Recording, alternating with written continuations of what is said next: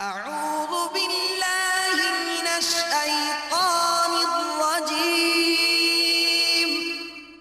بسم الله الرحمن الرحيم اللہ کرم ایسا کرے تجھ پہ جہاں میں اے دعوت اسلامی تیری دھوم مچی۔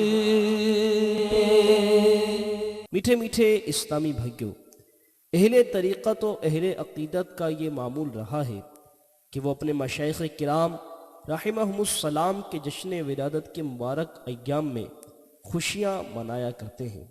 یوں ہی تبلیغ قرآن و سنت کے عالمگیر غیر سیاسی تحریک دعوت اسلامی کے عالمی مدنی مرکز فیضان مدینہ باب المدینہ کراچی میں 26 رمضان المبارک 1430 سنہ ہجری کو شیخ طریقت امیر اہل سنت بانی دعوت اسلامی حضرت علامہ مولانا محمد الیاس عطار قادری دامت برکاتہم العالیہ کے جشن ولادت کے پرمسرت موقع پر اجتماعی ذکر و نعت کا انعقاد کیا گیا، جس میں مبلغ دعوت اسلامی حضرت مولانا محمد عمران عطاری سلمہ الباری نے پیری مریدی کسے کہتے ہیں کہ موضوع پر سنتوں بھرا بیان فرمایا، جس میں آپ نے بیعت کی شرائط، بیعت کی اہمیت اور حقوق مرشد کے ساتھ ساتھ اہل طریقت حضرات کے لیے انتہائی مفید ترین مدنی پھول بھی بیان فرمائے۔ اس سنتوں بھرے بیان کی VCD دعوت اسلامی کا اشاعتی ادارہ مکتبۃ المدینہ مختلف مواقع کے مناظر اور آواز کی مکسنگ کے ساتھ پیش کرنے کی سعادت حاصل کر رہا ہے۔ آپ بھی اس سنتوں بھرے بیان کی VCD کو اول تاخیر دیکھیے، انشاءاللہ عز و جل معلومات اور ثواب کا ڈھیروں خزانہ حاصل ہوگا۔ الحمدللہ رب العالمین والصلاة والسلام علی سید المرسلین اما بعد فاعوذ باللہ من الشیطان الرجیم بسم اللہ الرحمن الرحیم الصلاة والسلام علیک یا رسول اللہ وعلی آلک واصحابک یا حبیب اللہ الصلاة والسلام علیک یا نبی اللہ وعلی آلک واصحابک یا نور اللہ رحمت عالم نور مجسم شاہ بنی آدم صلی اللہ تعالیٰ علیہ وآلہ وسلم کا فرمان عالی شان ہے، تم اپنی مجلسوں کو مجھ پر درود پڑھ کر آراستہ کرو، تمہارا درود پڑھنا قیامت کے روز تمہارے لیے نور ہوگا۔ صلو علی الحبیب صلی اللہ تعالیٰ علی محمد۔ میرے شیخ طریقت عاشق اعلیٰ حضرت بانی دعوت اسلامی امیر اہل سنت کے پیارے پیارے دیوانوں، آج 1430 سنہ ہجری کی 26ویں شب ہے رمضان المبارک کی، اور الحمدللہ ہم ہر سال اس نعمت کا شکر ادا کرنے کے لیے خصوصیت کے ساتھ بھی جمع ہوتے ہیں۔ روایتوں میں آتا ہے کہ جو اللہ کے بندوں کا شکر ادا نہیں کرتا وہ اللہ کا بھی شکر ادا نہیں کرتا، تو یہ ہم پر اللہ تبارک و تعالیٰ کا کروڑا کروڑ احسان ہے کہ اس نے ہمیں اپنے نیک بندے کے دامن سے وابستہ کیا۔ دعوت اسلامی کا سنت و بھرا ماحول ہمیں میسر آیا۔ یہ بات سمجھ میں آنے والی ہے کہ جس نے ہمیں سنتوں کا پیکر بنانے کے لیے اتنی کوششیں کی، جیسے کچھ ہی دیر پہلے امیر سنت نے بڑی پیاری بات ارشاد فرمائی کہ میرا دل جلتا ہے۔ کون ہے جس کا اس طرح دل جلتا ہو کہ کوئی داڑھی نہ رکھے تو اس کا دل جلے، کوئی امامہ نہ پہنے تو اس کا دل جلے، نماز نہ پڑھے تو اس کا دل جلے، یہاں تو بیٹا نماز نہیں پڑھتا باپ کا دل نہیں جلتا۔ تو ایک ایسی شخصیت اللہ نے ہمیں عطا کی کہ جو ہمیں اگر بد عملی میں مبتلا دیکھتی ہے تو اس کا دل جلتا ہے۔ ہم اللہ کا شکر ادا کرتے ہیں کہ اس نے ایک ایسے مرد کلندر کا ہاتھ ہمارے ہاتھ میں دیا اور ہمیں آج اس کا مزید ذکر کرنے کی توفیق عطا کی ہے۔ میرا موضوع ہر سال یہ ہم اس طرح کا موضوع لیتے ہیں کہ طریقت کو ہم کوشش کرتے ہیں سمجھنے کی۔ کئی افراد ایسے ہیں جن کے ذہنوں میں بیعت کا کانسیپٹ کلیئر نہیں ہوتا، بیعت کیا؟ تو میرے میٹھے میٹھے اور پیارے پیارے اسلامی بھائیوں، اس کو سمجھنے کے لیے میں آپ کی توجہ قرآن پاک میں 26ویں پارے میں سورہ فتح ہے، ان الذین یبایعونک انما یبایعون اللہ۔ چنانچہ میرے آقا اعلیٰ حضرت امام اہل سنت مجدد دین و ملت پروان شمعی رسالت مولانا شاہ امام احمد رضا خان علیہ رحمت الرحمن اس کا ترجمہ کو یوں کرتے ہیں، وہ جو تمہاری بیعت کرتے ہیں وہ تو اللہ ہی سے بیعت کرتے ہیں۔ پھر آگے مزید ترجمہ کرتے ہیں، ان کے ہاتھوں پر اللہ کا ہاتھ ہے، تو جس نے عہد توڑا اس نے اپنے بڑے عہد کو توڑا۔ یہ بیعت کیا تھی؟ اس بیعت سے کون سی بیعت مراد ہے؟ تو اس بیعت سے بیعت رضوان مراد ہے، جو نبی پاک صلی اللہ تعالی وسلم کے ہاتھ پر صحابہ کرام نے کی حدیبیہ کے مقام پر۔ صلح حدیبیہ یہ ایک مشہور واقعہ ہے۔ سرکار صلی اللہ علیہ وسلم اور صحابہ کرام علیہم رضوان یہ عمرہ کرنے کے لیے قافلے کے ساتھ تشریف لائے تھے اور کفار مکہ نے انہیں عمرہ کرنے سے روکا تھا۔ تو کچھ گفتگو کرنے کے لیے عثمان غنی رضی اللہ تعالیٰ عنہ گئے تھے ان کے پاس۔ انہوں نے کہا کہ ہم آپ کے نبی کو تو عمرہ نہیں کرنے دیں گے، آپ آئیں تو آپ جو طواف جو بھی کرنا ہے آپ کر لیجئے۔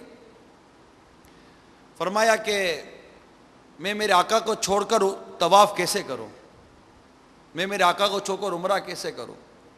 آنے میں دیر ہوئی تو یہ خدشہ لاحق ہوا کہ ایسا نہ ہو کہ سیدنا عثمان غنی رضی اللہ تعالیٰ عنہ کو شہید کر دیا گیا ہو۔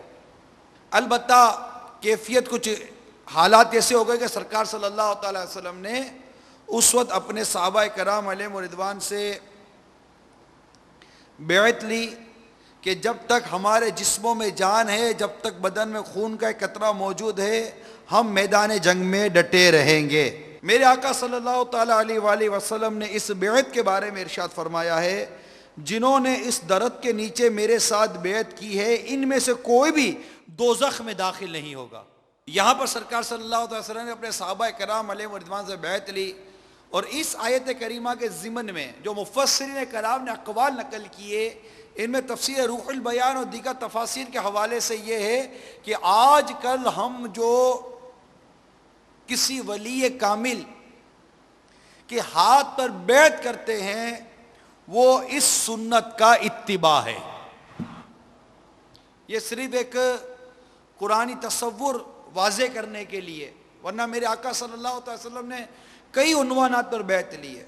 مسلمانوں کی خیر خواہی پر بیعت لی، یعنی ایک تو بیعت اسلام ہوتی تھی کہ کفار آتے تھے اور سرکار صلی اللہ علیہ وسلم کے ہاتھ پر بیعت کرتے تھے، لیکن اس کے علاوہ اور کئی عنوانات پر صحابہ کرام علیہ رضوان بیعت کرتے تھے، جیسے یہ بیعت رضوان کا میں نے بھی بیان کیا۔ ایسے کئی اور بیعتیں احادیث پاک میں لکھی گئی ہیں۔ مزید تفسیر روح البیان میں لکھتے ہیں، صاحب روح البیان اس انداز سے لکھتے ہیں، یعنی فقیر کہتا ہے کہ اس آیت سے بیعت کی سنت اور مشائخ کے کبار سے اکتساب فیض ثابت ہوتا ہے۔ وہ مشائخ جنہیں اللہ تعالیٰ نے کتب ارشاد کے مقام پر فائز کیا ہے، وہ اس طرح کے علمی تجلی سے ترقی دے کر انہیں مشاہدے کی تجلی تک پہنچا دیا کرتے ہیں۔ یہ اس آیت کریمہ کے تحت نکلنے والا ایک مختصر سا سبق تھا جو آپ کو میں نے بیان کرنے کی کوشش کی۔ اول ہم سمجھتے ہیں بیعت کے تصور کو، پھر ہم سمجھتے ہیں بیعت کس کے ہاتھ پر کرنی چاہیے، پھر ہم چلیں گے کہ بیعت سمجھ میں آئی، کس کے ہاتھ پہ کرنے چاہیے وہ شخص سمجھ میں آیا۔ اب جب ہم بیعت کر چکے اب ہمارا کیا کام ہے، یہ ہمارا یوں سمجھیے کہ آج کا موضوع ہے۔ اس لیے میں نے یہ قرآن پاک کا واقعہ لیا۔ حضرت سیدنا امام اعظم امام ابو حنیفہ رحمۃ اللہ تعالیٰ علیہ کے ایک زبردست شاگرد حضرت سیدنا داؤد طائی رحمۃ اللہ تعالیٰ علیہ تھے۔ انہوں نے حضرت سیدنا حبیب عجمی رحمۃ اللہ تعالیٰ علیہ کے ہاتھ پر بیعت کی۔ اور جب ان کی یہ بیعت کا واقعہ حضرت سیدنا امام اعظم امام ابو حنیفہ رحمۃ اللہ تعالیٰ علیہ کو پتہ چلا تو آپ نے اپنی خاص کمائی میں سے کچھ حصہ انہیں نظر فرمایا اور اس کو آپ نے وجہ تقرب بتایا کہ یہ اللہ کی بارگاہ میں قرب پانے کا ذریعہ ہے جو تم نے حضرت سیدنا حبیب عجمی رحمۃ اللہ تعالیٰ علیہ کے ہاتھ پر بیعت کی ہے۔ تو یہ بیعت کا سلسلہ بہت پرانا ہے۔ آپ جتنے مشائخ جتنے اولیاء کرام بزرگان دین گزرے ہیں ان کی سیرت کا مطالعہ کر لیں، آپ کو شاید ہی کوئی ایسا ملے جس سے بیعت نہ کی ہو۔ ہر کوئی کسی نہ کسی ولی سے کسی نہ کسی بزرگ سے بیعت ہوتا ہے، اور بیعت ہونا یہ ایک اچھی علامت ہے۔ پھر میرے آقا اعلیٰ حضرت امام اہل سنت ایک کانسیپٹ کو کلیئر کر رہے ہیں، اور وہ یہ ہے کہ سورہ زمر کی آیت نمبر 36 میں ارشاد ہوتا ہے الیس اللہ بکاف عبدہ، کیا اللہ اپنے بندے کو کافی نہیں؟ یہ اعلیٰ حضرت نے اس آیت کریمہ کو نقل کیا، ذرا سنتے جائیے۔ مزید اعلیٰ حضرت لکھتے ہیں فتاوی رضویہ شریف میں، مگر قرآن مجید کے چھٹے پارے کی سورہ مائدہ کی آیت نمبر 35 میں ارشاد ہوتا ہے یا ایھا الذین آمنوا اتقوا اللہ وابتغوا الیہ الوسیلہ، ترجمہ کنز الایمان، اے ایمان والو اللہ سے ڈرو اور اس کی طرف وسیلہ ڈھونڈو۔ یعنی ایک طرف یہ ارشاد ہوا کہ اللہ بندے کو کافی نہیں،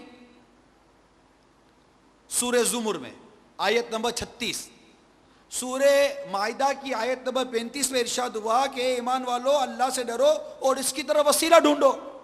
میرے آقا اعلیٰ حضرت امام اہل سنت فتاوی رضویہ شریف میں فرماتے ہیں اللہ کی طرف وسیلہ پیارے آقا صلی اللہ تعالی علیہ وآلہ وسلم ہیں، اور رسول اکرم نور مجسم شاہ بنی آدم صلی اللہ تعالی علیہ وسلم کی طرف وسیلہ مشائخ کرام ہیں۔ سلسلہ با سلسلہ جس طرح اللہ عز و جل تک بے وسیلہ رسائی محال قطعی ہے، یوں ہی رسول پاک صلی اللہ تعالی علیہ وسلم نے رسائی بے وسیلہ دشوار ہے۔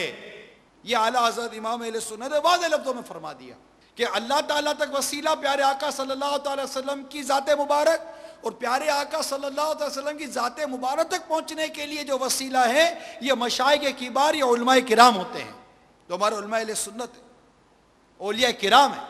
میرے آقا اعلیٰ حضرت لکھتے ہیں کہ حدیث سے ثابت ہے کہ رسول اکرم صلی اللہ تعالی علیہ وسلم صاحب شفاعت ہیں، اللہ عز و جل کے حضور وہ شفیع ہوں گے اور ان کے حضور یعنی سرکار صلی اللہ علیہ وسلم کے حضور علماء و اولیاء اپنے متوسلوں کی شفاعت کریں گے، جو ان سے وابستہ ہیں ان کی شفاعت کریں گے۔ اعلیٰ حضرت پھر فرماتے ہیں کہ مشائخ کرام دنیا و دین و نزاع و قبر و حشر سب حالتوں میں اپنے مریدین کی امداد فرماتے ہیں۔ پھر اعلیٰ حضرت فرماتے ہیں، اور اب اعلیٰ حضرت ایک ایسے شخص سے فرما رہے ہیں جو بیعت نہیں ہو رہا، یہ ساری وضاحت کرنے کے بعد کہ اللہ تعالیٰ نے سورہ زمر میں فرمایا کہ اللہ بندے کو کافی نہیں، پھر اللہ تعالیٰ سورہ مائدہ میں فرماتا ہے کہ ایمان والو اللہ سے ڈرو اس کی طرف وسیلہ ڈھونڈو، پھر اعلیٰ حضرت نے صراحت کی کہ سرکار صلی اللہ علیہ وسلم وسیلہ اللہ تک پہنچنے کے لیے، مشائخ کبار وسیلہ ہے پیارے مصطفیٰ صلی اللہ تعالی علیہ وآلہ وسلم تک پہنچنے کے لیے، پھر آقا اعلیٰ حضرت نے صراحت فرمائی کہ صاحب شفاعت ہے میرے آقا صلی اللہ تعالی وسلم کہ اللہ کی بارگاہ میں شفاعت فرمائیں گے، اور مشائخ کرام اور علماء کرام یہ سرکار کی بارگاہ میں حاضری دے کر اپنے متوسلین اپنے مریدین اپنے متعلقین کی شفاعت کی درخواست کریں گے۔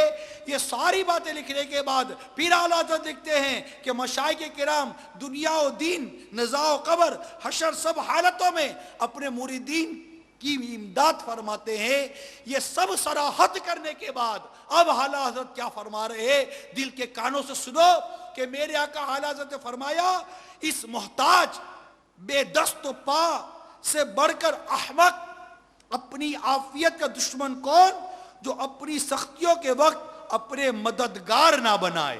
وہ قیامت کا وقت، نزاع کا وقت، قبر کا وقت، حشر کا وقت، ان تمام اوقات میں جو اس کے مددگار بنیں گے، جو آقا کی بارگاہ میں شفاعت کریں گے، اللہ کی بارگاہ میں شفاعت کریں گے، جو نظام اس کے کام آ سکتے ہیں، حشر میں اس کے کام آ سکتے ہیں، قیامت کے دن کام آ سکتے ہیں، کہ ایسا احمق ہے وہ شخص جو اس دن کے لیے اور ان لمحات کے لیے اپنے مددگار پیدا نہیں کرتا۔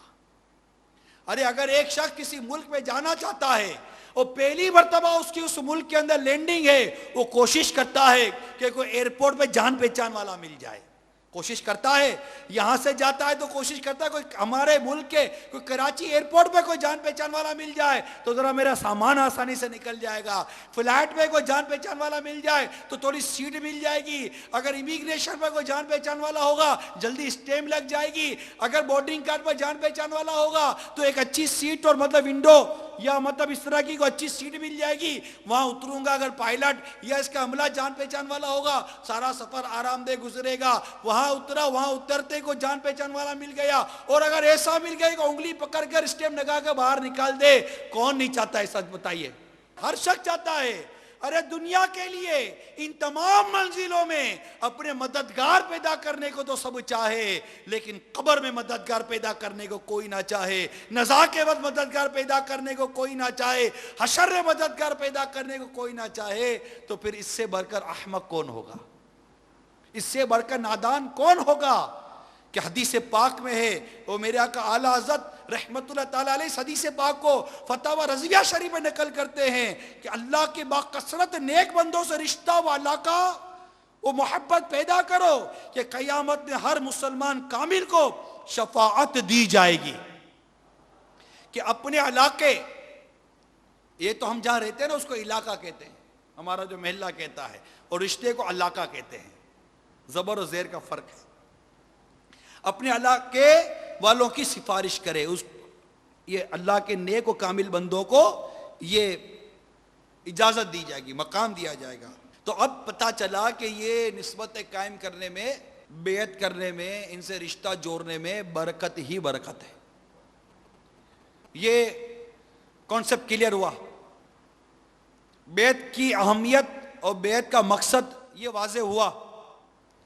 یعنی ایک تو بیعت کا مقصد یہ ہے کہ جناب میں قرض دار ہوں، سنا ہے یہ بڑے پہنچے ہوئے بزرگ ہیں، بیعت کر لوں میرا قرضہ اتر جائے گا، میں بے اولاد ہوں، فلاں بزرگ سے بیعت کر لوں میری بے اولادی دور ہو جائے گی، شادی نہیں ہو رہی ہے بیعت کر لوں شادی ہو جائے گی، بیٹی گھر بیٹھی ہے بیعت کر لوں بیٹی کی شادی ہو جائے گی، بیٹا بے روزگار ہے بیعت کر لوں بیٹا روزگار پر لگ جائے گا۔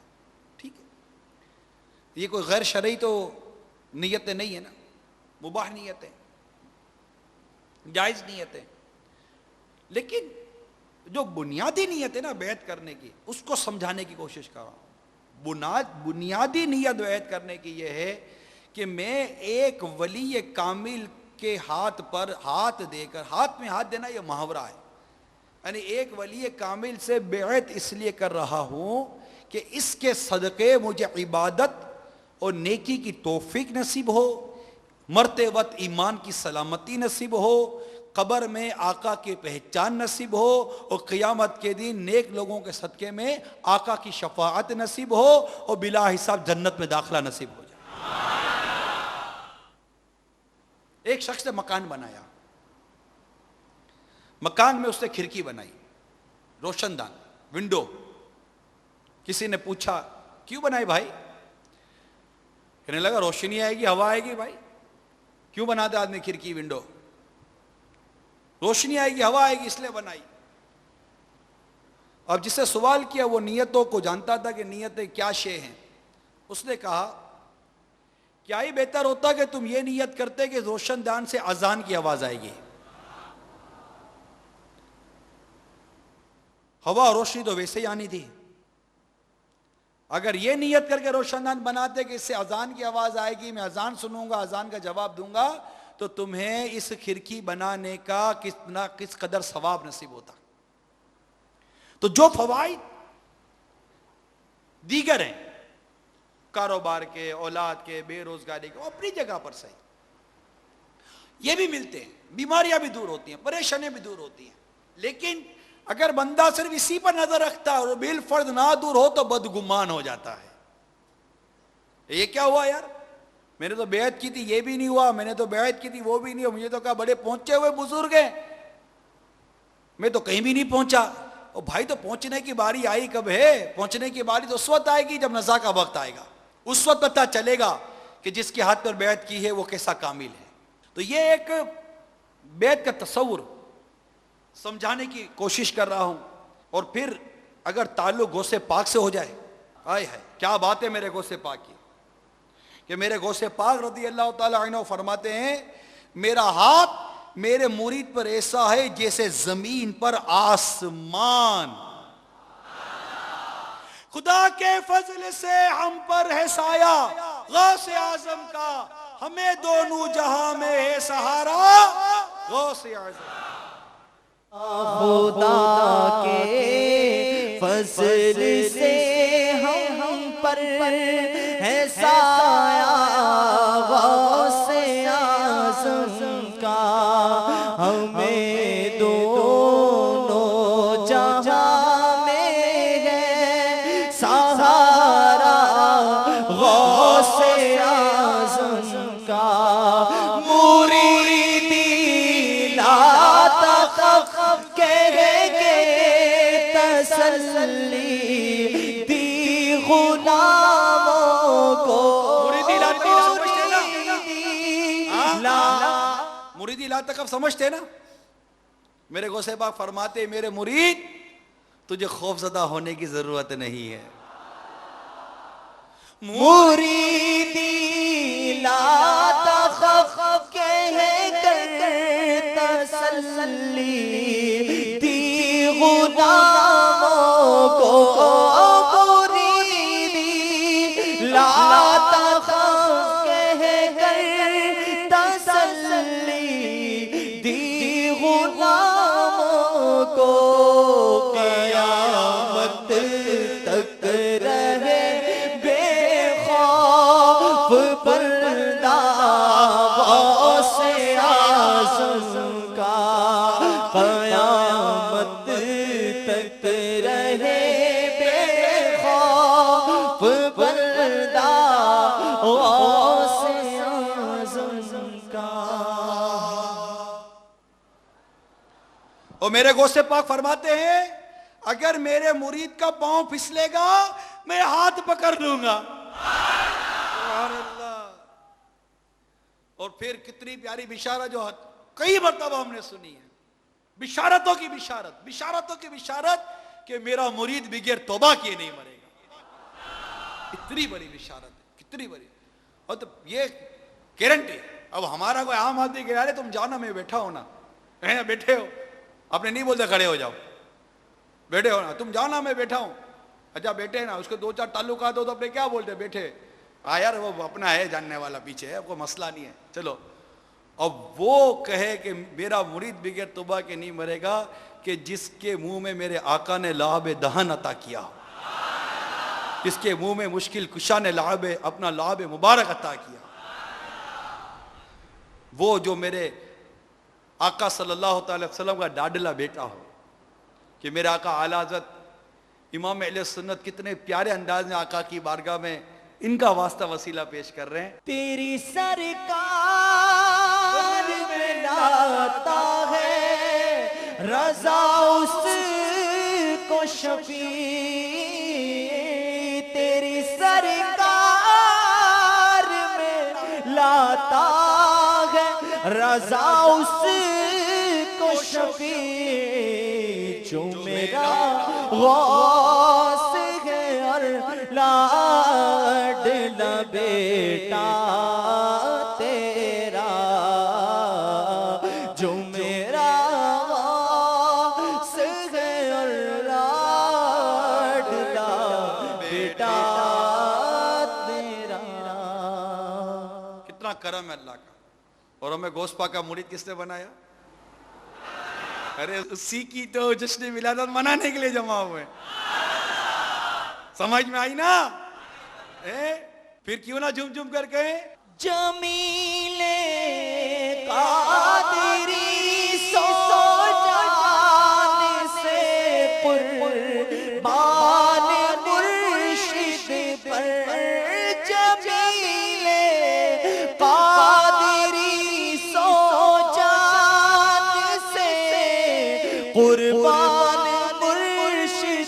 پر بنایا جس نے مجھ جیسے کو بندہ غوث اعظم کا بنایا جس نے مجھ جیسے کو بندہ غوث اعظم لیکن مانیے آج یہ رمضان کا مبارک مہینہ وہ ہے، میں کیا عرض کروں آپ کو، یہ شعر اس کو پوچھو جو آج اگرچہ اس کے سر پر امامے کا تاج ہے، اس کے چہرے پر داڑھی ہے، اس کے جسم پر مدنی لباس ہے، وہ مسجد میں نماز پڑھتا ہے اور بالفرض اس کو کوئی مقام ملا ہے، اس کو شہرت ملی ہے، لوگ جانتے ہیں، اس کو پہچانتے ہیں، ایسے شخص کو پوچھو غوث پاک کا مرید بننے سے پہلے اور جس سے تمہیں غوث پاک کا مرید بنائے اس کے دامن سے وابستہ ہونے سے پہلے تیری اوقات کیا تھی، تو کیا کرتا تھا، کس گلی میں گھومتا تھا؟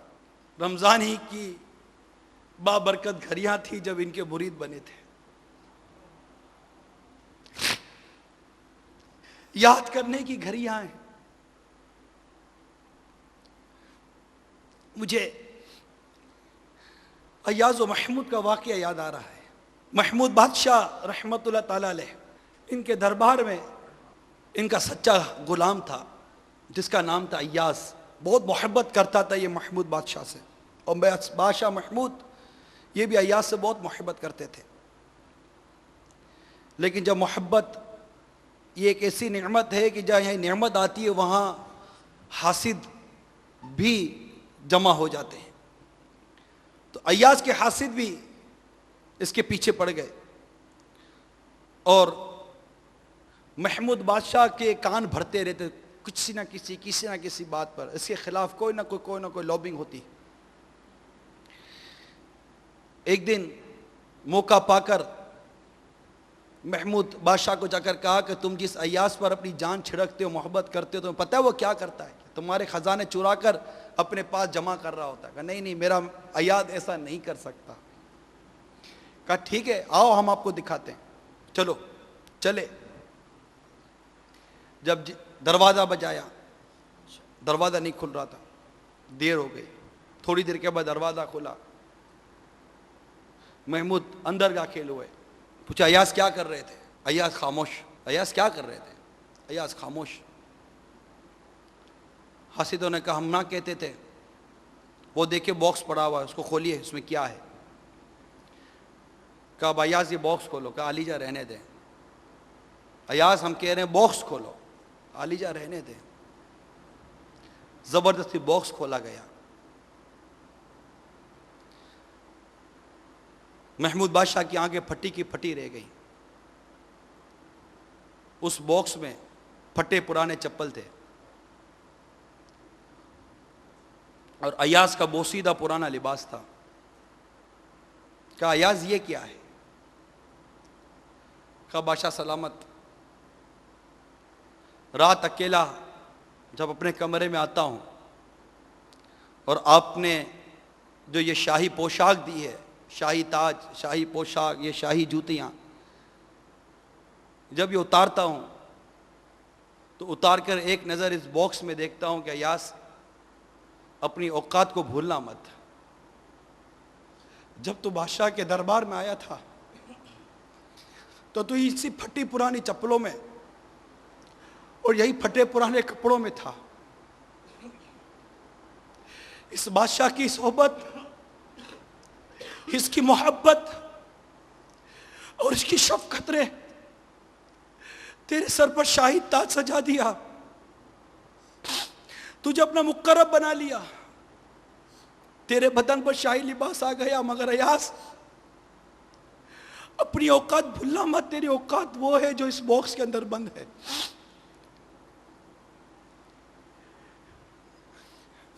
وہ اسلامی بھائی غور کریں،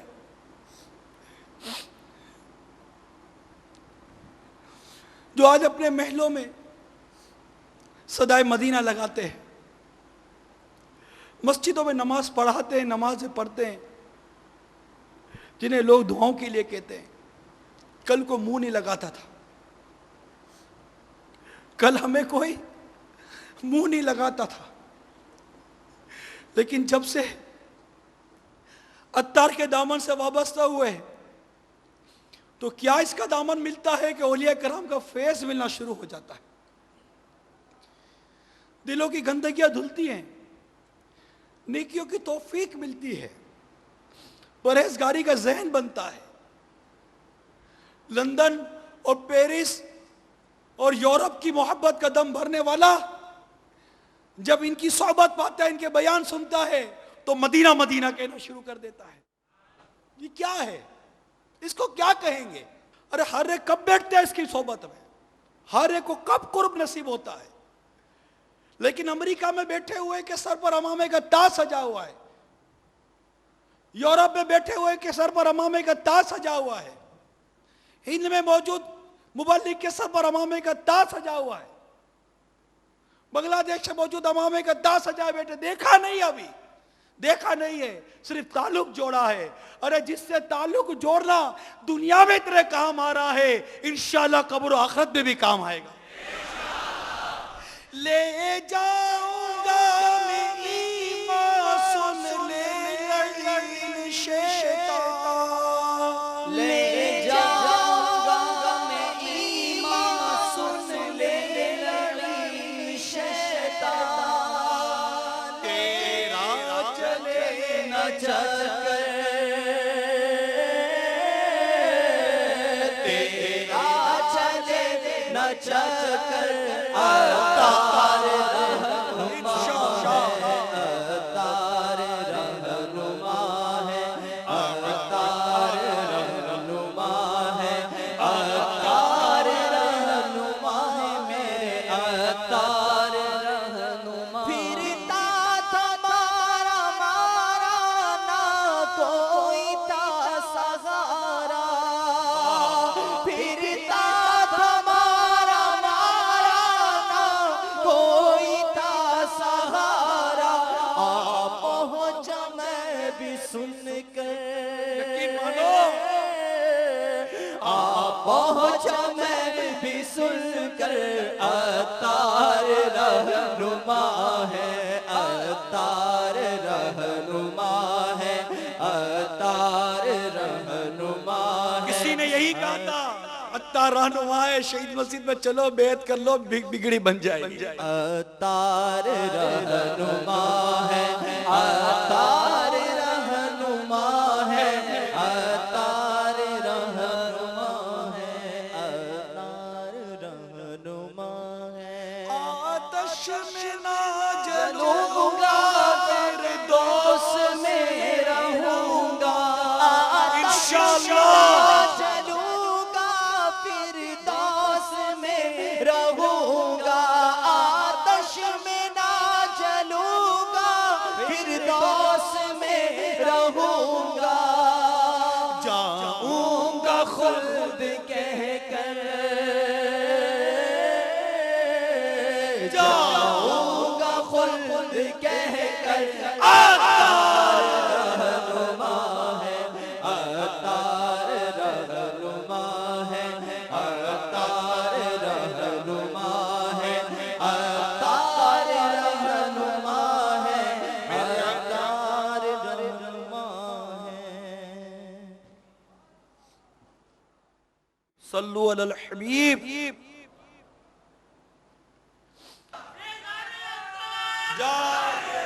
فیضان رضا، فیضان غوث اعظم، جاری رہے گا، فیضان مشکل کشا، جاری رہے گا، فیضان مصطفیٰ، جاری رہے گا، فیضان مدینہ، جاری رہے گا۔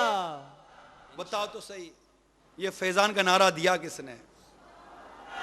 یہ کہ غوث پاک کا بھی فیضان ہوتا ہے، اعلی حضرت کا بھی فیضان ہوتا ہے، مشکل کشا کا بھی فیضان ہوتا ہے، مدینے کا بھی فیضان ہوتا ہے۔ سچ بتاؤ یہ فیضان کا راستہ کس نے بتایا؟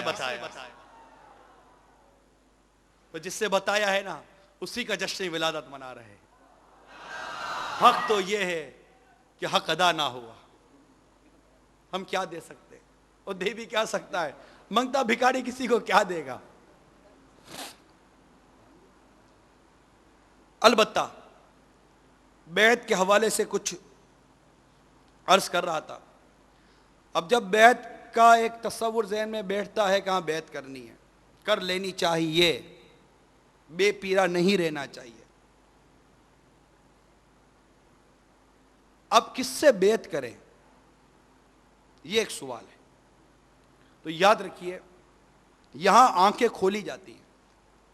اب بیعت کس سے کروں؟ میرے آقا اعلیٰ حضرت امام اہل سنت نے پیر کی 4 شرائط بیان کی ہیں، اس سے اپنے لوح دل پر لکھ لیجئے۔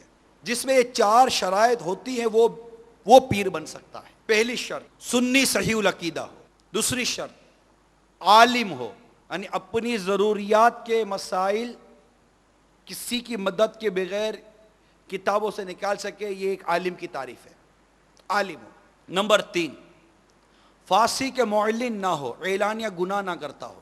اور نمبر 4 درست واسطوں کے ساتھ اس کا تعلق سرکار صلی اللہ تعالی علیہ وآلہ وسلم تک جا پہنچتا ہو۔ یہ 4 شرطیں میرے آقا اعلیٰ حضرت امام اہل سنت نے پیر کی لکھی ہیں کہ جب کسی کو پیر بناؤ آنکھیں کھولو، آنکھیں کھول کر دیکھو کہ کس کو رہنما بنا رہا ہوں، کس کو مرشد بنا رہا ہوں، کس کو پیر بنا رہا ہوں۔ صحیح العقیدہ سنی ہے، عقیدے میں مضبوط، عالم ہے، کیونکہ اس نے تو میری رہنمائی کرنی ہے نا، مجھے علم و عمل کا پیکر بنانا ہے، مجھے ظاہری باطنی علوم بھی دینے اس نے۔ تیسری شرط فاسی کا معلن تو نہیں ہے، آنکھیں کھلی ہوئی ہے نا، دیکھ رہے نا، فاسی کا معلن تو نہیں ہے، یعنی اعلانیہ گناہ تو نہیں کرتا، نہیں اعلانیہ گناہ بھی نہیں کرتا۔ اب اس کا سلسلہ معلوم کریں کہ اس کا سلسلہ جس سے یہ مرید ہیں، وہ جس سے مرید ہیں، وہ جس سے مرید ہیں، وہ جس سے، اس کا پورا شجرہ جس کو کہتے ہیں، اس کا شجرہ پورا چلتے چلتے درست طریقے سے سرکار صلی اللہ علیہ وسلم تک مل جاتا ہے۔ ہاں مل جاتا ہے۔ 4 شرطیں مل گئی، 4 شرطیں ملی نہیں ملی؟ بیعت کر لی، 4 شرطیں دیکھتے وقت آنکھ کھلی تھی نا، بیعت کر لی نا، مل گیا نا، اب آنکھ بند کر لو۔ اب دیکھ لیا نا کہ یہ رہنما ہے، دیکھ لیا نا یہ پیر ہے، پیر جس کی پیروی کی جائے گی، مرشد جو رشد و ہدایت کرے گا، رہنما جو رہنمائی کرے گا، راستہ دکھائے گا۔ دیکھ لیا نا کہ ہاں یہ راستہ صحیح دکھائے گا، رہنمائی صحیح کرے گا، اس کی پیروی میری درست ہے۔ اب ہاتھ میں ہاتھ دے دیا نا، آنکھ بند کر لو، اب یہ جہاں لے کے جاتا ہے چلتے چلے جاؤ۔ اب آنکھ مت کھولنا، اب آنکھ کھولی تو طریقت کے مجرم کہلاؤ گے۔ آنکھ اس وقت کھولنی تھی جب پیر بنا رہے تھے، جب پیر بنا لیا ہے کہ اب آنکھ بند کر لو۔ بات سمجھ رہے ہیں آپ؟ اب ٹٹولنے میں مت جانا، اب امتحان مت لینا، اب یہ طے ہو گیا ہے کہ ہم اندھے ہیں، وہ آنکھ والا ہے۔ یہ طے ہو گیا ہے کہ ہم بھولے ہوئے ہیں، یہ راہ دکھانے والا ہے۔ تو بھولا ہوا راہ دکھائے ہوئے کو راہ نہیں دکھایا کرتا، اس کا کام اب ہاتھ میں ہاتھ دے کر چلتے چلے جانا ہے۔ جبکہ 4 شرائط ہیں اس کے اندر جو میرے آقا اعلیٰ حضرت امام اہل سنت دیا۔ آپ نے میرے امیر سنت کو نہیں دیکھا کہ جب انہوں نے اعلیٰ حضرت کو اپنا مرشد بنا لیا، اب ان کا واضح جملہ ہے کہ اعلیٰ حضرت تو میری آنکھ بند ہے۔ کیا فرمایا؟ اعلیٰ حضرت تو میری آنکھ، اعلیٰ حضرت کے پیچھے چلنا ہے نا، تو میرے مرشد پر آنکھیں بند کر لو، انشاءاللہ عز و جل۔ یہ پیچھے لے جائیں گے غوث پاک کے، وہ پیچھے لے جائیں گے مشکل کشا کے، اور وہ پیچھے لے جائیں گے میرے مصطفیٰ کے، اور پھر خلد میں ہوگا ہمارا داخلہ اس شان سے، یا رسول اللہ کا نعرہ لگاتے جائیں گے، یا رسول اللہ کا نعرہ لگاتے جائیں گے۔ بھائی کیوں لگاتے جائیں گے؟ کیونکہ یا رسول اللہ کے نعرے سے ہم کو پیار ہے، یا رسول اللہ کے نعرے سے ہم کو پیار ہے۔ جس نے یہ نعرہ لگایا اس کا بیڑا پار ہے۔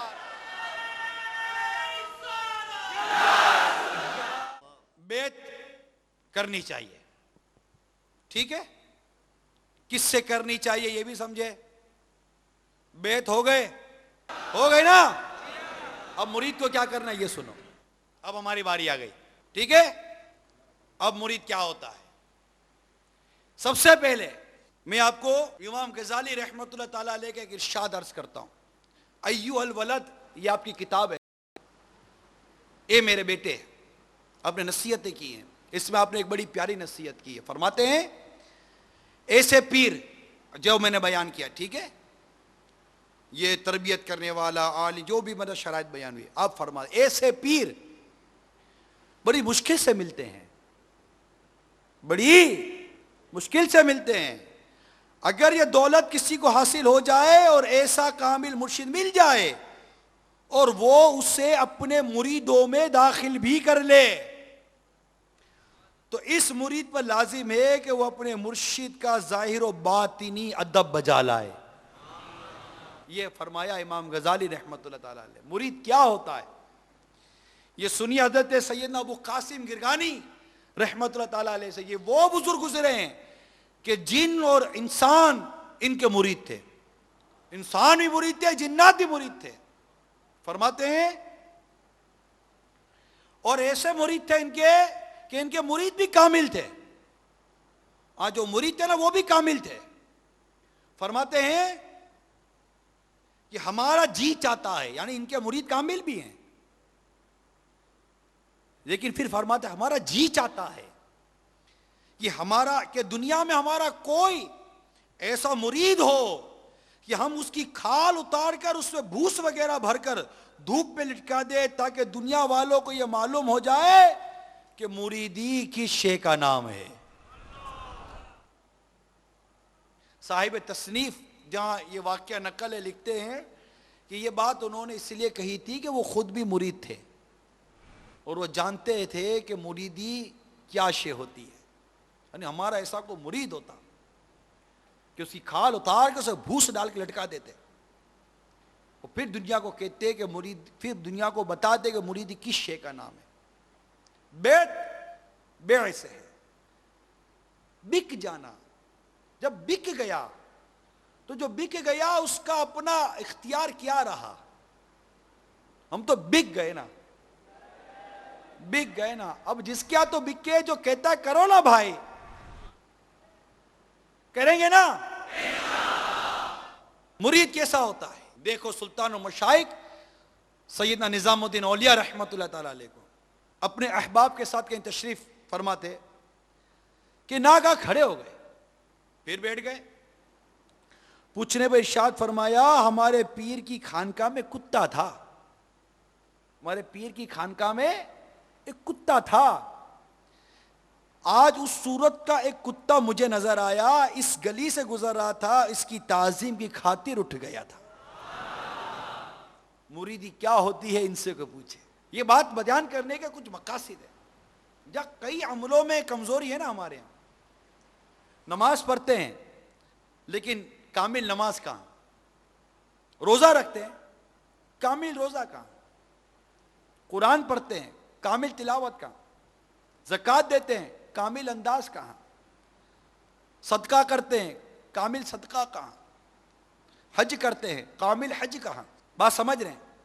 یعنی عملوں میں کمی ہے، اور کئی عمل ایسے جو عمل ہے اس کی روحانیت نہیں ہے، اور روحانیت کی مثال ایسے ہے کہ کان ہو سن نہ سکے، ناک ہو سونگھ نہ سکے، زبان ہو چکھ نہ سکے، آنکھ ہو دیکھ نہ سکے۔ کیا؟ تو جس طرح کئی عملوں میں کمزوری ہے نا، ایک ویکنیس ہے، کمزوری ہے نا، اسی طرح طریقت میں بھی کمزوری ہے۔ یہ طریقت کی جو دنیا ہے نا، یہ شریعت سے نکلا ہوا ایک چشمہ ہے، طریقت، تصوف، کہ بندہ ایک نیک اور پرہیزگار اور کامل بندے کے ہاتھ میں ہاتھ دیتا ہے، گویا کہ اس کا یہ نیت ہوتی ہے، اس کا یہ ارادہ ہوتا ہے کہ اس کے ذریعے میں اپنی کو منزلیں طے کروں گا۔ کیا منزل؟ BBA کروں گا، CA کروں گا، ماسٹرز کروں گا؟ نہیں، میں اپنی نزا کی منزل آسانی سے طے کر جاؤں گا، میں اپنی قبر کی منزل آسانی سے طے کر جاؤں گا۔ اس کے صدقے میں کامل نمازی بنوں گا، کامل پرہیزگار بنوں گا، اللہ تبارک و تعالیٰ کا کامل بندہ بنوں گا، میں فنا فی الشیخ ہوں گا، اس کے صدقے فنا فی رسول ہوں گا، پھر اس کے صدقے میں فنا فی اللہ ہونے کے درجے کو پاؤں گا۔ اب یہ باتیں رہ گئی۔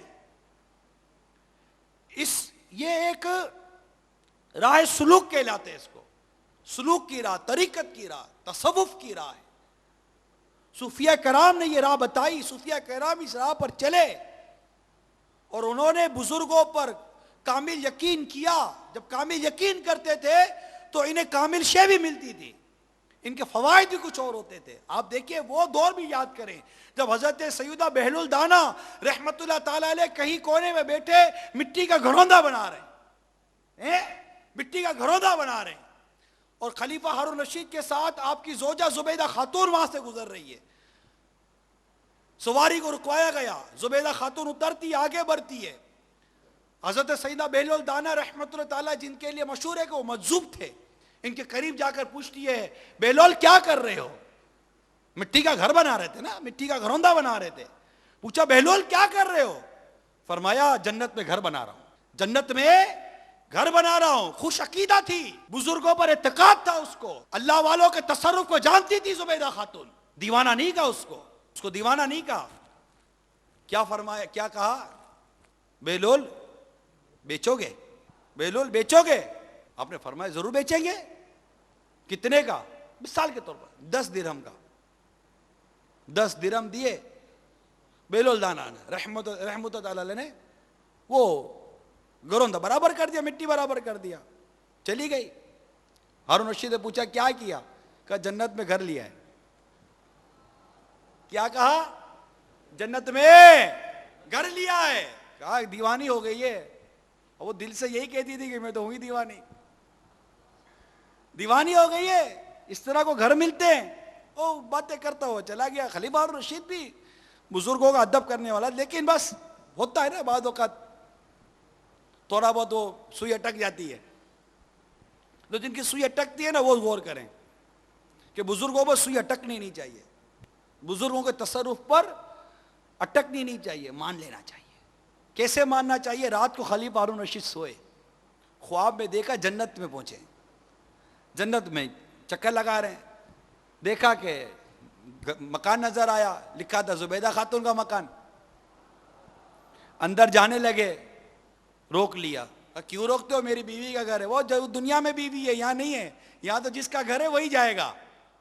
جھنجھلا کر اٹھ گئے اور دوڑے زبیدہ خاتون کی طرف، دروازہ بجایا، کیا ہوا؟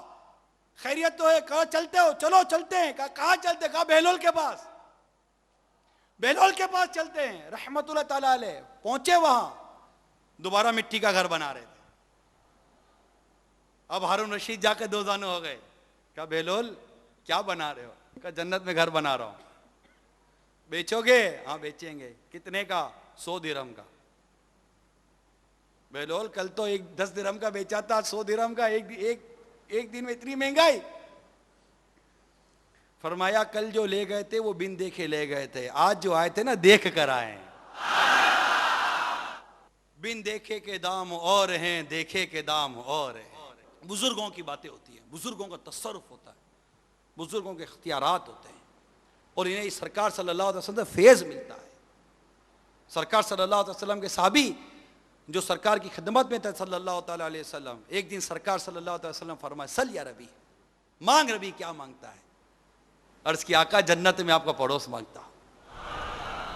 مانگا نا، آقا نے منع نہیں فرمایا۔ اپنی زبان حق کے ترجمان سے کتنے صحابہ کرام کو جنت کی بشارت دی۔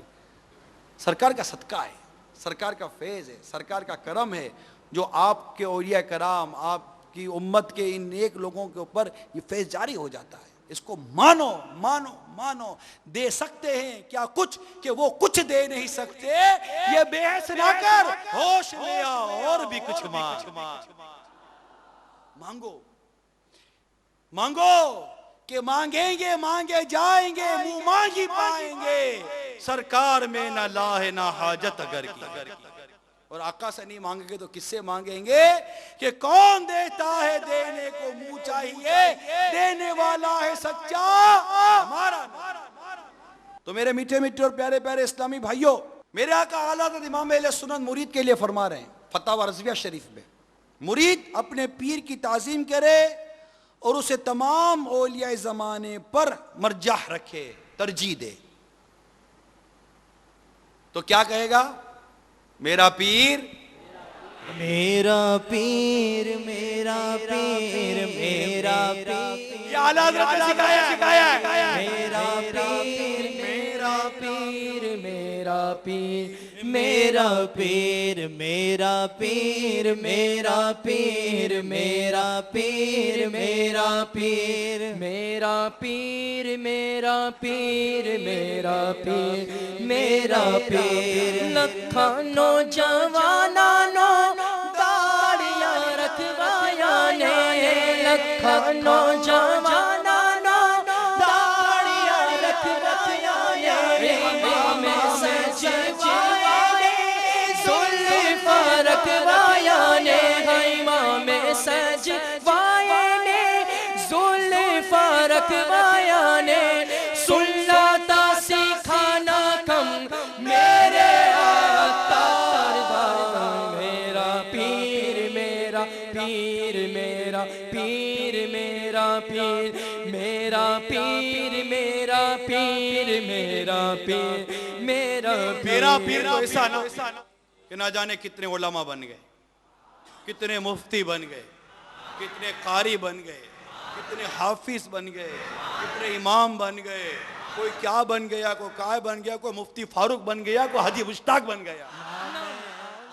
اس لیے سب مل کر کیا کہتے ہیں؟ نام عالم، نام حافظ، نام ناظم، نام قاری، مرشد نال ہوئی یاری، ہو گیا یارو عطاری، نام عالم، نام حافظ، نام ناظم، نام قاری، مرشد نال ہوئی یاری، ہو گیا یارو عطاری، شالارا قائم رشتہ ساگے عطار دا، میرا پیر، میرا پیر، میرا پیر، میرا پیر، میرا پیر، میرا پیر، میرا پیر، میرا پیر، بس زلفوں والا میرا پیر، امام والا میرا پیر، چادر والا میرا پیر، سوڑا سوڑا میرا پیر، میرا پیر، میرا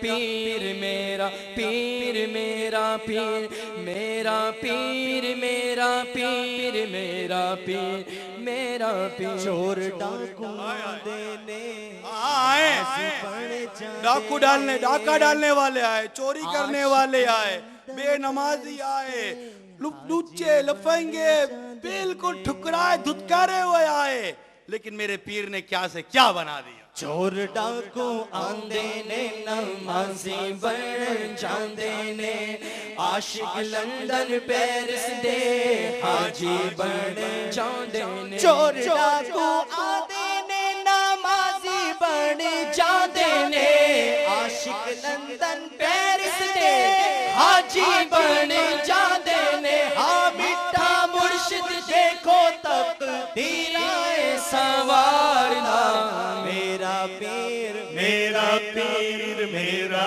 پیر، میرا پیر، میرا پیر، میرا پیر، میرا پیر، میرا پیر، ہمت والا میرا پیر، طاقت والا میرا پیر، علم والا میرا پیر، حلم والا میرا پیر، میرا پیر، میرا پیر، میرا پیر، میرا پیر، میرا پیر، میرا پیر، بس میرا پیر، میرا صلو علی الحبیب۔ ہاں بھائی، مرید کو کیسا ہونا چاہیے؟ پتا کیسا ہونا چاہیے؟ میں آپ کو بتاتا ہوں کیسا ہونا چاہیے۔ ایک نوجوان، میں اس واقعے کو اپنے انداز سے بیان کرتا ہوں، بڑا پیارا واقعہ ہے۔ ایک نوجوان اپنے بزرگ کے پاس حاضر ہوا کہ مجھے اپنا مرید بنا لیجئے، اور بہت مطلب کہ اس نے کوشش کی. کیا ہے صبر کا؟ اس کو ایک کدال دیا, ہیں سمجھتے نا, مٹی وغیرہ صاف کرنے کا اوزار. اس کے سر پر ایک فالتو قسم کا کھول لگا ہوا تھا, تھوڑا وزنی تھا, فالتو, سوچ غور سے سمجھیے گا, کھول لگا ہوا تھا. کہا جا اسے کام کر. وہ لے کر کام میں لگ گیا. اس شخص نے اس اوزار سے برسوں کام کیا. برسوں کام کرنے کے بعد شیخ کی بارگاہ میں حاضر ہوا. کہا کیا ہوا؟ تو کام کیا. شیخ نے یہ دیکھا کہ اس نے برسوں کام کیا, جو اس کو میں نے کدال دیا تھا اس کے ساتھ جو وہ فالتو قسم کا جو کھول لگا ہوا تھا نا, اس نے برسوں کام کر کے کبھی پیر سے یہ نہیں پوچھا, پیر صاحب یہ ہاتھ میں جو کدال دے دیا یہ کھول کس کام کا, بے فائدہ کھول کیوں دے دیا وزن اٹھانے کے لیے. اس شخص نے برسوں اس کدال سے خدمت کی لیکن کبھی سوال نہیں کیا. پیر صاحب کو اس کی ادا پسند آ گئی کہ یہ کیوں کیا, یہ کیوں کیا, یہ کس کا کیا فائدہ. یہ مرید کا کام ہی نہیں ہے, یہ مرید کا کام ہی نہیں ہے. مرید سدھرنے کے لیے آیا ہے, مرید سدھارنے کے لیے نہیں آیا. بات سمجھ رہے ہیں؟ مرید اپنی اصلاح کروانے کے لیے مرید بنا ہے, پیر کی اصلاح کرنے کے لیے مرید نہیں بنتا. راستہ دیکھنے کے لیے مرید بنتا ہے, راستہ دکھانے کے لیے مرید نہیں بنتا. اپنی غلطیاں سدھارنے کے لیے مرید بنتا ہے, پیر کی غلطیاں نکالنے کے لیے مرید نہیں بنتا. وہ کیسا مرید ہے جو پیر کے اندر خامیاں نکالتا ہو. یہاں تک بزرگوں نے لکھا کہ کامل مرید بننا ہے تو پیر کو تولنا چھوڑ دو. جو پیر کو تولتا ہو, پیر کو چیک کرتا ہو, پیر کا امتحان لیتا ہو, بلکہ جو پیر کی کرامتوں کے پر نظر کرتا ہو اس کو بھی کبھی کامل مرید نہیں کہا گیا. جی ہاں, کیونکہ ہمارے یہاں کرامتوں کا ایک عجیب نظام ہے کہ کوئی ایسی چیز نظر آ جائے. کیا نظر آ جائے بھائی؟ ہوا میں اڑتا ہو, آگ کھاتا ہو, پانی پر چلتا ہو. تو ہوا میں تو چڑیا بھی اڑتی ہے, پانی پر تو جہاز بھی چل جاتا ہے, لکڑی کا بنا ہوا ہے, ڈنڈوں کا بنا ہوا ہے. تو کیا یہ جہاز کو پیر بنائیں گے, چڑیا کو پیر بنائیں گے؟ کس نے سمجھا دیا؟ یہ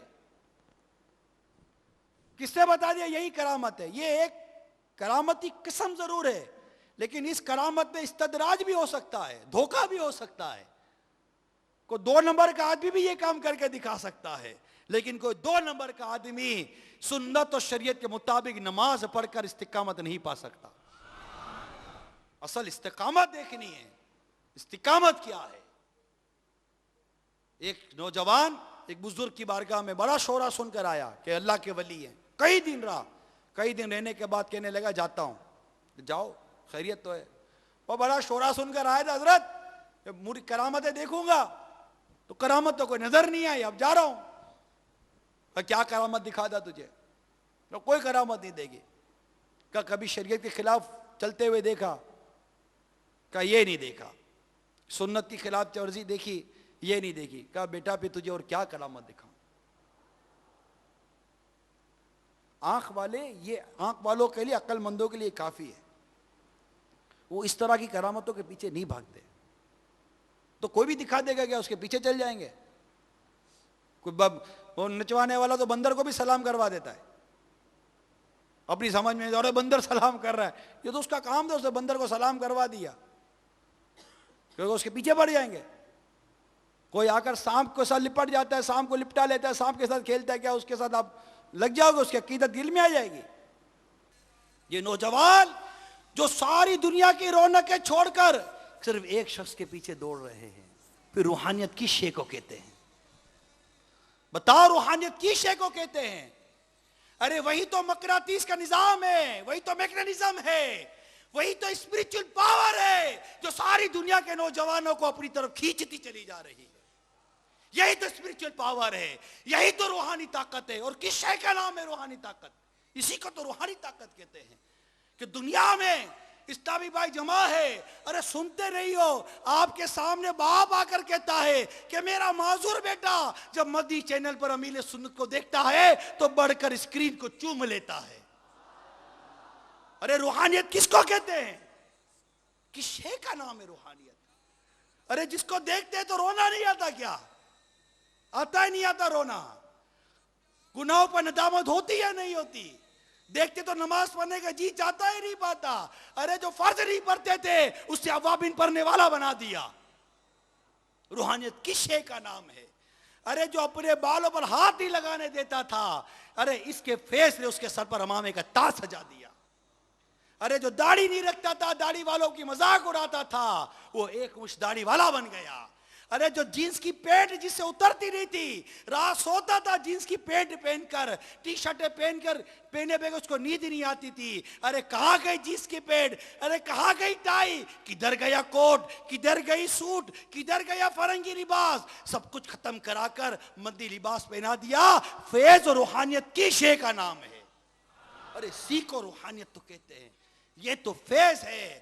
جو شخص کانٹا اور چھری کے بغیر کھانا نہیں کھاتا تھا، ارے ربڑ کی بینڈ لگا کر اس کو 3 انگلیوں سے کھانا کھلوا دیا.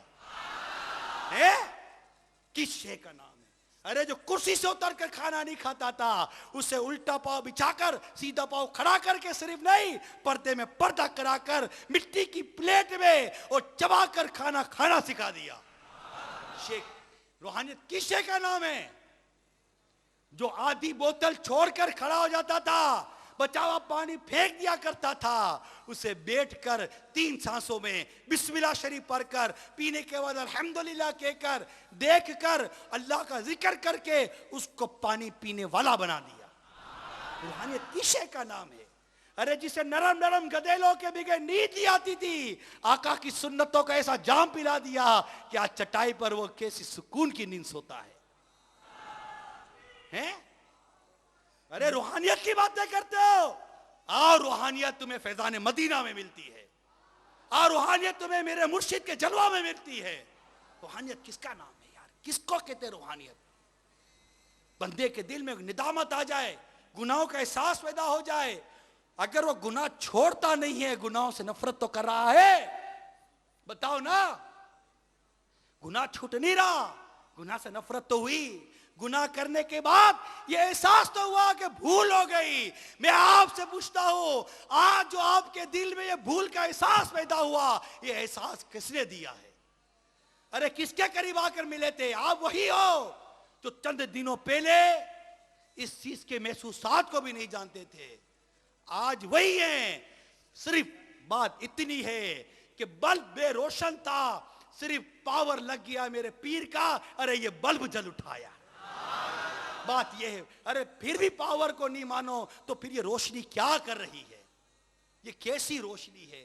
ارے رات کے 4:45 بجنے والے ہیں، جس کا ذکر سننے کے لیے اپنی نیندیں اڑا کر فیضان مدینہ اور نہ جانے کہاں کہاں بیٹھے ہو.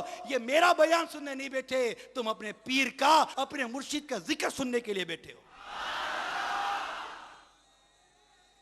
میرے باپا جیانا ہو، میرے باپا جیانا. ارے روحانیت کی باتیں کرو. ارے وہ عورتیں جنہیں دوپٹہ کوئی نہ پہنا سکا، میرے پیر نے مدنی برقع پہنا دیا. خیمہ نما برقع پہنانے سے مراد ایسا بیان کر دیا. اپنے بیٹے کو اٹھا کر تھک گئے، لیکن فجر میں نہ اٹھا سکے. میرے پیر کے ایک بیان نے اس بیٹے کو تہجد گزار بنا دیا. جسے دنیا دھتکارتی تھی، ستاتی تھی، دیوانہ پگلا کہتی تھی، پتھر مارتی تھی، سنا نہیں تھا اس کا بیٹا فجر کی نماز میں اذان سے پہلے مسجد میں پہنچ جاتا ہے. یہ کیا ہے؟ اس کو کیا کہتے ہیں؟ میں کہتا ہوں ماں باپ سوچیں تو کہیں گے امیل سنت ہمارے محسن ہے. بیٹا سنے وہ کہے گا امیل سنت میرے محسن ہے. بیوی سنے کہ اس کا شوہر بدتمیز تھا، میرے باپا کے بیان سن کر اس کا شوہر بیوی کا حق ادا کرنے والا بن گیا، وہ خود کہے گی امیل سنت میرے محسن ہے. ارے میں کہتا ہوں شوہر سنے، شوہر بھی کہے گا جس کی بیوی بدتمیز تھی، میرے پیر کا بیان سن کر وہ تیری مطیع فرمانبردار بن گئی، تم بھی کہو گے کہ امیل سنت میرے محسن ہے. میں کہتا ہوں مسلک اہل سنت کا درد رکھنے والا، جس کے دل میں دل ہوگا سینے میں، جس کے سینے میں مسلک اہل سنت کا درد ہوگا، ارے وہ بھی کہے گا امیر اہل سنت میرے محسن ہے. کیونکہ یہ امیر اہل سنت ہے، یہ امیر اہل سنت ہے. انہوں نے ہمیں اعلیٰ حضرت کی پہچان دی، کنز الایمان کی پہچان دی، فتاوی رضویہ کی پہچان دی۔ تکبر کیا ہے؟ امیل سنت نے بتایا۔ حسد کیا ہے؟ امیل سنت نے بتایا۔ شراب کیا ہے؟ امیل سنت نے بتایا۔ جوا کیا ہے؟ امیل سنت نے بتایا۔ نماز قضا کرنا کیا ہے؟ امیل سنت نے بتایا۔ یہ سارے گناہ صرف بتائے نہیں، ان کا علاج بتایا۔ صرف علاج نہیں بتایا، علاج گھول کے پلایا۔ ارے گھول کے نہیں پلایا صرف، ارے شفا یاب کر کر کے مسجدوں میں لانا بھی شروع کر دیا ہے۔ میں کہتا ہوں روحانیت کی شے کا نام دیکھتے نہیں ہو یار، ایسے نوجوان لپک رہے ہیں۔ کرکٹر کو دیکھو تو لپک رہا ہے۔ یہ جو آپ کی اتنی بڑی ٹیم کا کھلاڑی آیا تھا، اس کا ہم نے سنا، وہ کہتا ہے کہ جس دن میں پاکستان کی ٹیم میں پہلی دفعہ کھیلا تھا، کسی کھلاڑی کے لیے نیشنل ٹیم میں کھیلنا یہ اس کی زندگی کا خواب ہے۔ وہ کہتا ہے جس دن پہلی دفعہ میں پاکستان کی ٹیم میں کھیلا تھا، اس دن جتنی خوشی ہوئی تھی، اس سے بڑھ کر خوشی مجھے اس دن ہوئی ہے کہ میں اس نیک بندے کے قدموں میں پہنچا ہوں۔ تو ان کا 5 سال سے انتظار کر رہا ہوں ان سے ملنے کا۔ میری بڑی خوشی کی بات کیونکہ میں ان کا مریض ہوں، اور میں نے ان کا بائی پوسٹ ان کے ساتھ مریض ہوا تھا، تو آج میں نے ان کو سامنے دیکھ کر تو میری خوشی کی انتہا نہیں۔ جیسے میں پاکستان میں پہلی دفعہ کھیلا تھا اس کی خوشی تھی، یہ تو اس سے بھی زیادہ خوشی ہے۔ حضرت صاحب کہیں میرے باپا جیانا ہو، اور میرے باپا جیانا ہو، جیڑا اینا دے لڑ لگیا، جیڑا اینا دے لڑ لگیا، ہو گیا غور دا ہور میرے باپا جیانا ہور میرے باپا جیانا۔ اے امامہ پہننے والوں جو انہوں نے اتقاف امامہ پہنا، کیا سوچ کر آئے تھے فیضان مدینہ میں امامہ پہنوں گا؟ سوچ کر آئے تھے؟ نہیں آئے تھے نا؟ کس کے کہنے پر پہنا ہے؟ امیر اہل سنت ہے۔ سوچ کر آئے تھے داڑھی رکھوں گا؟ کس کے کہنے پر رکھ رہے ہو؟ یہ سوچ کر آئے تھے کہ سورہ یاسین اور پوری سورہ ملک کی تلاوتیں سنوں گا؟ کس کی سن رہے ہو؟ امیر سنت کی۔ یہ سوچ کر آئے تھے اوابین کے نوافل پڑھوں گا، عشاء چاش کی نفلیں پڑھوں گا، تہجد کی نمازیں پڑھوں گا، نعتیں پڑھ پڑھ کر جھوموں گا؟ ارے سوچا تھا کہ وہاں جا کر آقا کی نعتیں سن کر روؤں گا، سوچا تھا کہ اللہ کی بارگاہ مناجات کر کے پھوٹ پھوٹ کے میں بھی روؤں گا۔ ارے مجھ جیسے گناہگار کو بھی اللہ اور اس کے رسول کی یاد میں رونا نصیب ہو جائے گا۔ سوچ کر آئے تھے؟ نہیں آئے تھے تو بتاؤ، ارے کس کی قرب پا کر یہ سب نصیب ہوا ہے؟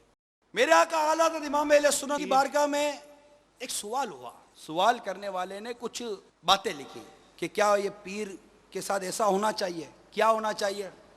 لکھتے ہیں کہ مرید یہ اعتقاد کرے، اب یہ حقوق مرشد بیان ہو رہے ہیں، ہمیں حق ادا کرنا ہے نا پیر کا، کوشش کرنی حق کیا ادا ہوگا یار، حق کیا ادا ہوگا ہیں؟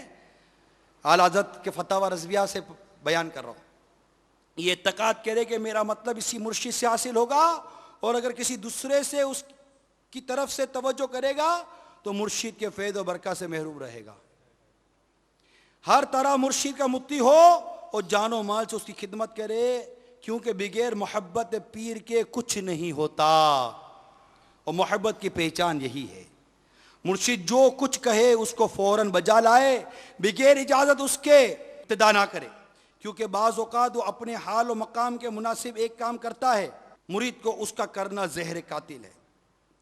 جو درود و وظیفہ مرشد تعلیم کرے اس کو پڑھے، تمام وظیفے چھوڑ دے، خواہ اس نے اپنی طرف سے پڑھنا شروع کیا ہو یا کسی دوسرے نے بتایا ہو، مرشد کی موجودگی میں ہماتن اسی کی طرف متوجہ رہنا چاہیے، یہاں تک کہ سوائے فرض و سنت کے نماز نفل اور کوئی وظیفہ اس کی اجازت کے بغیر نہ پڑھے، حتی الامکان ایسی جگہ نہ کھڑا ہو کہ اس کا سایہ مرشد کے سائے پر پڑے یا اس کے کپڑے پر پڑے، اس کے مصلے پر پیر نہ رکھے، اس کی طہارت یا وضو کی جگہ طہارت یا وضو نہ کرے، مرشد کے برتنوں کو استعمال میں نہ لائے، اس کے سامنے نہ کھانا کھائے، نہ پانی پیے، نہ وضو کرے، ہاں اجازت کے بعد مذائقہ نہیں۔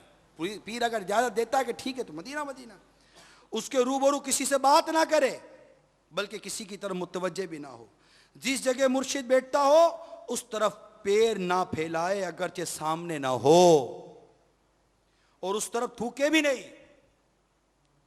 جو کچھ مرشد کہے اور کرے اس پر اعتراض نہ کرے، کیونکہ جو کچھ وہ کرتا ہے اور کہتا ہے اگر کوئی بات سمجھ میں نہ آئے تو حضرت موسیٰ اور خضر علیہ السلام کے قصے کو یاد کرے، اپنے مرشد سے کرامت کی خواہش نہ کرے، اگر کوئی شبہ دل پہ گزرے تو فوراً عرض کرے، اور اگر وہ شبہ حل نہ ہو تو اپنی عقل کا نقصان، اپنے عقل کا قصور سمجھے، اور اگر مرشد اس کا کوئی جواب نہ دے تو جان لے کہ میں اس کے جواب کے لائق ہی نہیں ہوں۔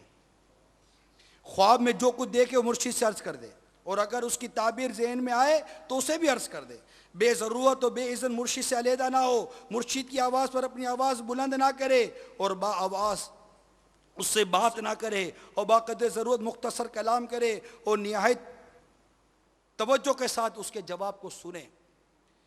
جہاں جہاں بات کرنے کی، سامنے آنے کی، ان تمام چیزوں کی جاننے کی اجازت پیر کی طرف سے ہو تو کوئی مذائقہ نہیں، اور مرشد کے کلام کو دوسرے سے اس قدر بیان کرے جتنا لوگ سمجھ سکیں، اور جس بات کو یہ سمجھیں گے لوگ نہ سمجھیں تو وہ اپنے پیر کی بات میں بیان نہ کرے۔ کئی دفعہ باپا نے یہاں سمجھایا بھی ہے کہ جو بات اگلے کی سمجھ میں آئے وہی بات کریں، ہر بات نہ کی جائے، اور مرشد کے کلام کو رد نہ کرے اگرچہ حق مرید ہی کی جانب ہو، بلکہ اعتقاد کرے کہ شیخ کی خطا میرے ثواب سے بہتر ہے۔ کتنا پیارا بھول ہے کہ اگر پیر خطا کرے، اگر یہ سوچتا پیر خطا کرے تو پیر کی خطا بھی میرے درست عمل سے بہتر ہوتی ہے۔ جو کچھ اس حال میں ہو برا یا بھلا، جو کچھ کا حال ہو برا یا بھلا، اسے مرشد سے عرض کر دے، کیونکہ مرشد طبیب قلبی ہے، اطلاع کے بعد اس کی اصلاح کرے گا۔ مرشد کے کشف پر اعتماد نہ ہو، باپا کو تو سب پتہ ہے، نہیں، میرے پیر کو سب پتہ ہے، نہیں، اعلیٰ تو فرماتے بھلے تمہارا عقیدہ ہے لیکن پھر بھی حال بیان کر دو۔ جو کچھ فیض باطنی اسے پہنچے مرشد کا طفیل سمجھے، اگرچہ خواب میں یا مراقبے میں دیکھے کہ دوسرے بزرگ سے پہنچا ہے تب بھی یہ جانے کہ مرشد کا کوئی فیض ہے کہ اس بزرگ نے مجھ پر نظر کر دی ہے۔ یہ سارے حقوق بیان کیے، ٹھیک ہے؟ اعلیٰ حضرت سوال پوچھا کہ یہ سب کیا ہے؟ میرے آقا اعلیٰ فرماتے تمام حقوق صحیح ہیں، ان میں بعض قرآن عظیم، بعض احادیث شریفہ، بعض کلمات علماء، بعض ارشادات اولیاء سے ثابت ہیں اور اس پر خود واضح ہیں، جو بیعت کے معنی سمجھتا ہوگا۔ اکابر نے اس سے بھی زائد آداب لکھے ہیں، لیکن اعلیٰ فرماتے ہیں اتنوں پر ہی عمل کر لے اور اس پر عمل وہی کرے گا جسے اللہ توفیق عطا کرتا ہے۔ تو میرے میٹھے میٹھے پیارے پیارے اسلامی بھائیوں، یہ کتاب میں آپ کو دکھانا چاہ رہا ہوں، آداب مرشد کامل۔ ہر اسلامی بھائی کے پاس یہ کتاب ہونی چاہیے، یہ مکمل 5 حصے ہیں، تو یہ ہر مرید کو چاہیے۔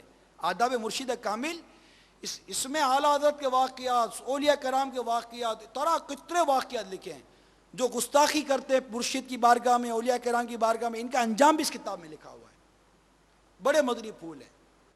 تو اللہ تعالی ہم سب کو امیل سنت کی برکت عطا فرمائے، ہم سب کو کامل مرید بنا دے، آمین، بجاہ النبی الامین صلی اللہ تعالی علیہ وآلہ وسلم۔ مصطفیٰ جانے رحمت پہ لاکھوں سلام، شمع بز میں ہدایت پہ لاکھوں سلام، مجھ سے خدمت کے قدسی کہیں ہاں رضا مصطفیٰ جانے رحمت پہ لاکھوں سلام۔